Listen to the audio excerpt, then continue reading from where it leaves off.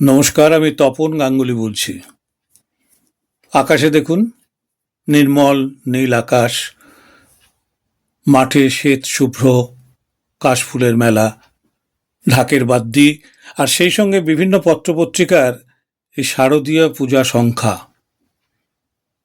এটাই নির্দেশ করে মা আসছেন, উমা আসছেন আমাদের ঘরে।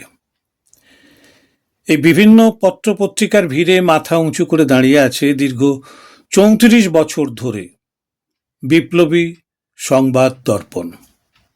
হ্যাঁ, ঠিকই শুনেছেন, বিপ্লবী সংবাদ দর্পণ।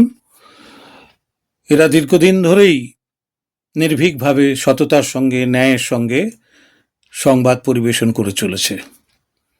শুধু দেশে নয়, বিদেশের মাটিতেও এদের কাগজ পড়বার জন্য আগ্রহী পাঠক পাঠিকা আছে। যেমন এখন আমি বাইরে আছি, বিদেশে আছি, আমিও উদ্গ্রীব হয়ে অপেক্ষা করছি তাদের পূজা সংখ্যার জন্য। বিপ্লবী সংবাদ দর্পণ তার পুজো সংখ্যাতে গল্প রেখেছে, উপন্যাস রেখেছে, কবিতা রেখেছে, প্রবন্ধ রেখেছে, নাটক রেখেছে, মানে 7 রঙে সাজিয়ে রেখেছে।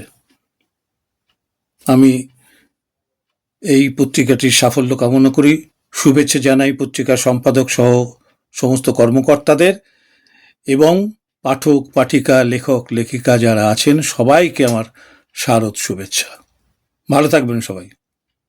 দেখুন, পড়ুন, পড়ান বিপ্লবী সংবাদ দর্পণ।